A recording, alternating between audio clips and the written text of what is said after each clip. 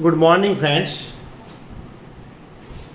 In our earlier video, we have already learned the first part of the 7th unit in your standard tense textbook.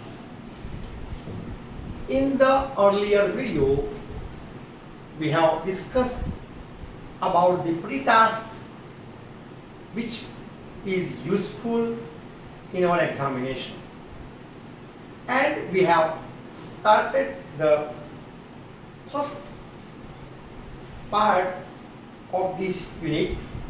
In that part, the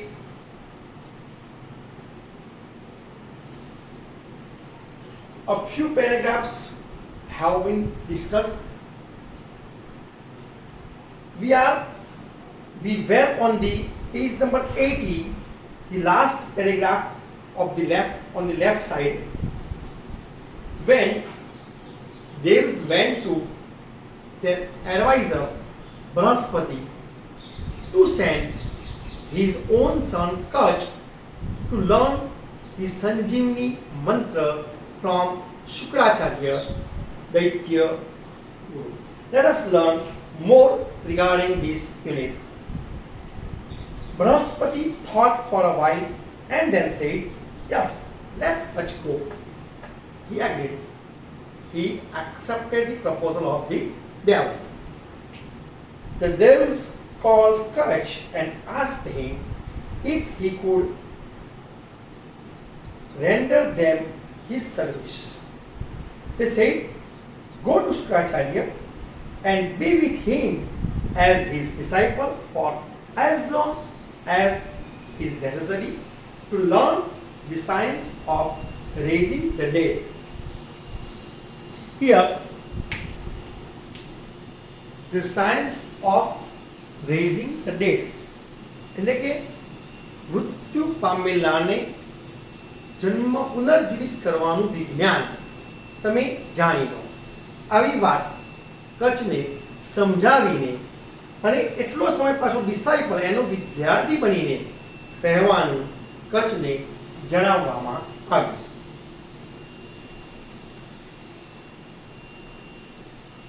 Serve him with all devotion. અહીંયા એક સુંદર શબ્દ છે devotion. Devotion means શું? એક પ્રકારનું સમર્પણ ભાવ, ભક્તિ ભાવ, કે ત્યાગને ભાવ. એમને એમ કંઈ ડિવોશન થતું નથી, એના માટે ઘણો બધો ત્યાગ કરવો પડે છે. આગળ કહે છે, serve him with all devotion. You may also be friendly with Devyani, his beautiful daughter, that will help you in attaining your objective. તમારા જે ઓબ્જેક્ટિવ છે,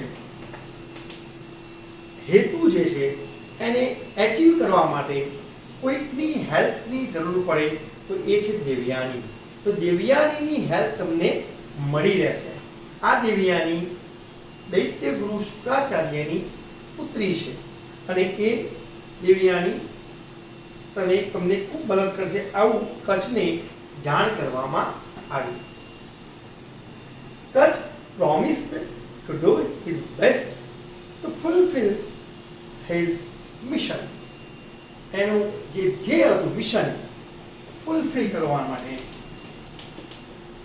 એને પ્રોમિસ કરી કે બને એટલો પ્રયત્ન કરે to do his best. He took leave of the Devs and went to Shukracharya's hermitage. તેણે અહીંયા took leave of the Devs. અહીંયા પેલા દેવો પાસેથી તે છૂટો મીન્સ દેવોને છોડીને શુક્રાચાર્ય હર્મિટેજ એટલે એમનો આશ્રમ, ઝૂંપડી, એમની કુટીર ત્યાં હતી, ત્યાં પહોંચી ગયો. The great sage received him with all kindness. અહીંયા great sage એક મહાન ઋષિ એવા શુક્રાચાર્યએ વેલકમ્ડ હિમ, રિસીવ્ડ હિમ, ખૂબ દયાળુ ભાવથી એને આવકાર્યો.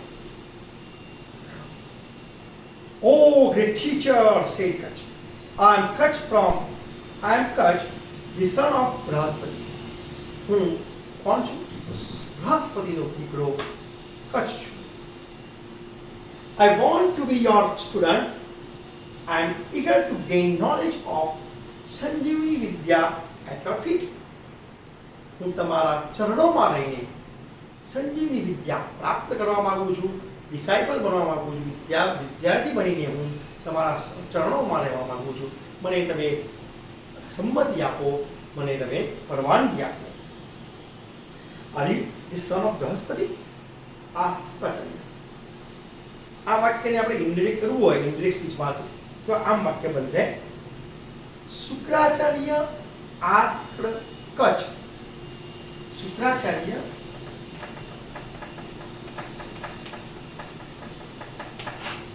asked કોને કીધું છે? કચ્છને. Are you the son of Brahaspati? પ્રશ્ન વાક્ય છે અને પણ WH નથી પાછું. If he was the son of Brahaspati, ठीक है?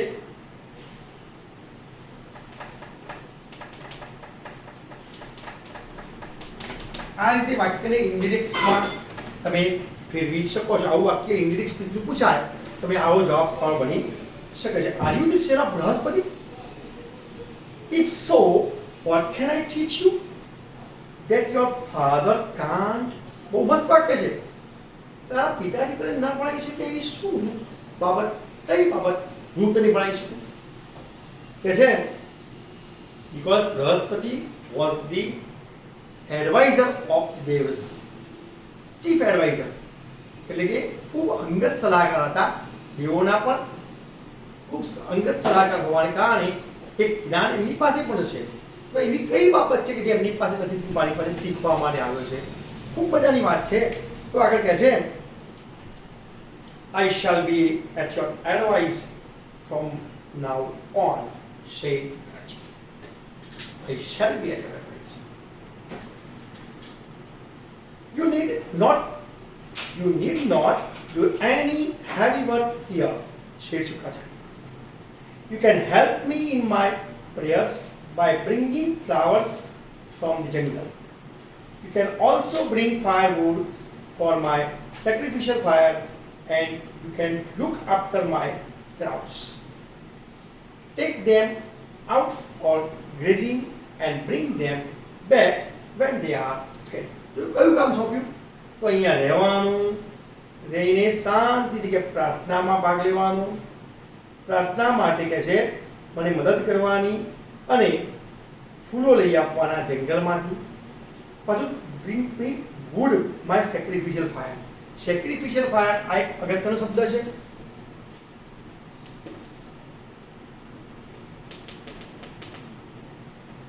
sacrificial fire નો અર્થ આખો છે હવન માટે જે લાકડા છે ને, હવન માટે એ sacrificial પવિત્ર લાકડા હોય. તો એ કે મને તારે લઈ આપવાના રહેશે from the jungle. આગળ કહે છે એન્ડ મારી ગાયો ચરાવવા માટે તારે જવાનું, અને જ્યારે ચરી જાય તો લઈને પાછા આવવાનું. આ કામ તારે અહીંયા રહીને વિદ્યાર્થી તરીકે કરવાનું છે.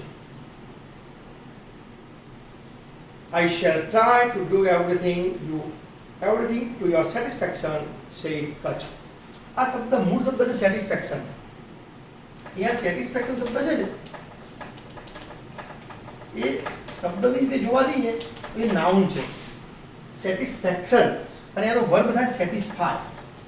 ટુ સેટિસ્ફાય, સંતોષ આપવો, સંતોષ કરવો એ વર્બ છે, અને આ જે છે એ નાઉન છે. શું અને આ શું કરવું? તો ધ્યાન રાખજો, સેટિસ્ફેક્શનનું વર્બ થાય satisfy. Thus, Kach began to live with Shukracharya. Because of his keen devotion and good service, he won the favor of Shukracharya.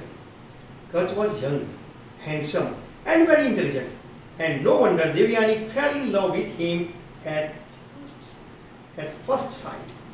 આ એક અગત્યનો ટર્નિંગ પોઈન્ટ છે અહીંયા કે કચ્છ જે છે એ કીન ડિવોશન, એકદમ ભક્તિભાવથી શુક્રાચાર્યને એના ચરણોમાં રહીને શુક્રાચાર્યની આજ્ઞાનું પાલન કરે છે, અને એ એમની ફેવર એટલે કે એમની લાગણીને જીતી લે છે. શુક્રાચાર્ય પણ થઈ જાય છે ખરેખર જોરદાર વિદ્યાર્થી છે મારો, એ મારી બધી બાબતનું સુંદર રીતે પાલન કરે છે. અને હી વોઝ હેન્ડસમ, એ પોતે દેખાવડો હોવાને કારણે તેમની એકમાત્ર દીકરી હતી જેનું નામ હતું Devyani. She was also young, અને યંગ હોવાને કારણે she loved Kacha at first site.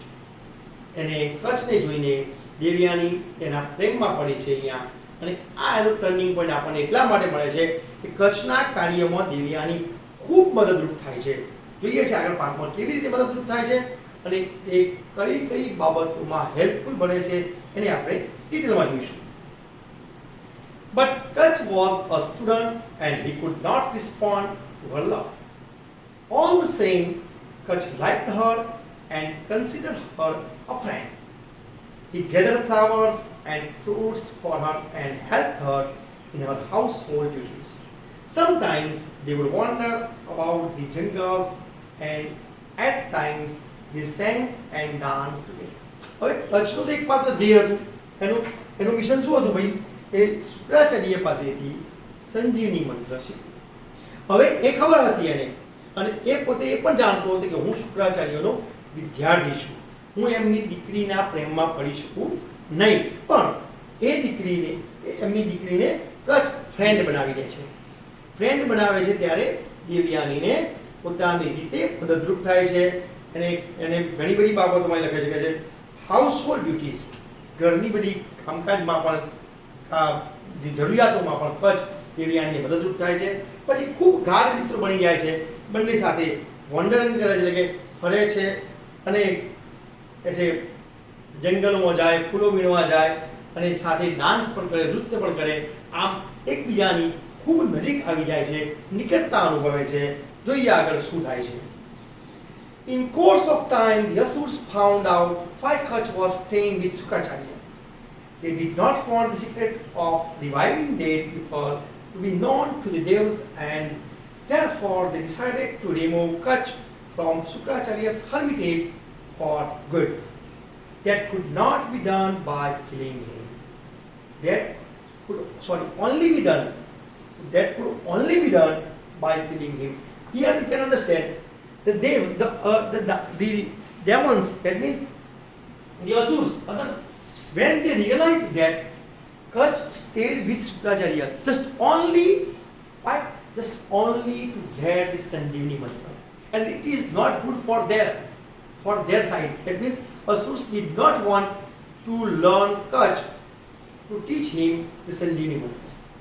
That can only be possible by killing Kutch. એમને ખબર પડી ગઈ જો કચ્છ આ મંત્ર લઈ જશે તો દેવોને પણ જીવતા કરવામાં ક્યાંય તકલીફ નહીં પડે અને આપણું જે એમ છે એ સફળ નહીં થાય. એટલે હવે આપણે આ સમજવાની વસ્તુ આ છે કે કચ્છ અસુરોની વિવિધ પ્રકૃતિનો, વિવિધ ટ્રિક્સનો, વિવિધ કલા યુક્તિઓનો અને આપણે સાચા અર્થમાં કહીએ તો એની ક્રૂરતાનો ભોગ બને છે. કેવી રીતે જોઈએ આપણે તો કચ્છને અસુરો નથી ઈચ્છતા કે કચ્છ કંઈક જાણે અને અહીંથી સંજીવની મંત્ર લઈ જાય. હવે જ્યારે કચ્છ આ વાત સ્વીકારે છે, મીન્સ કચ્છ જ્યારે દિવ્યાની સાથે જંગલોમાં જાય છે, દિવ્યાની હેલ્પફુલ થાય છે, એવા સમયની તક ઝડપીને asura Shukracharya one day when Kutch was taking his master's cows to the jungle, the Asurs buried him and killed him, but they had to do away with his body. They were afraid that Shukracharya might revive Kutch. So they cut his body into pieces and gave the pieces to wolves and jackals. હવે જ્યારે Kutch masters કાવેરા માલિકની ગાયો ચરાવતો એ સમયનો લાભ લઈને અસુર્સ જંગલમાં એને મારી નાખે છે. એને ભેગા થઈને કચ્છને મારી નાખે છે અને પછી શું કરે છે કે એની બોડીના ટુકડા કરી દે છે. એ ટુકડા કરીને વળી પાછું વુલ્વ્સ એન્ડ જેકલ્સ, જે વરુઓ છે અને શિયાળો છે, કનિંગ, આવા જેકલ્સને પણ આ ટુકડાઓ કચ્છનું ડેડ બોડી ખવડાવી દે છે. તમે વિચારો અસુરનો પ્લાન શું છે. જો કચ્છ મરી ગયેલો જાણે તો શુક્રાચાર્ય ફરી પાછો પુનર્જીવિત કરે તો એ વિચારીને કચ્છની બોડી હાથમાં ન આવે એ માટે શુક્રાચાર્ય પાસે આ વાત જાય નહીં એવો પ્લાન ઘડીને અહીંયા કચ્છને મારી નાખે છે અને એની શરીરને ટુકડા કરીને વુલ્વ્સ અને જેકલ્સને ખવડાવે છે. આગળ શું થાય છે, કેવી રીતે પુનર્જીવિત થાય છે, શુક્રાચાર્ય વાત જાણે છે કે નહીં, દેવયાની એને કઈ રીતે હેલ્પફુલ થાય છે અને અંતે કચ્છ જીવિત થાય છે કે કેમ એ ચર્ચા આપણે આ પછીના વિડીયોમાં જોઈશું. તો આટલો ભાગ આપણે આ પાર્ટ 2 છે એને તમે વાંચજો, પુનરાવર્તન કરજો અને નાના નાના પ્રશ્નો એમાંથી કાઢીને જવાબ બનાવવા પ્રયત્ન કરશો. તમને હેલ્પફુલ થશે. મળીશું ત્રીજા ભાગમાં આ પછીના વિડીયોમાં. અચૂક જોઈશું આ પાર્ટ આગળ. બાય.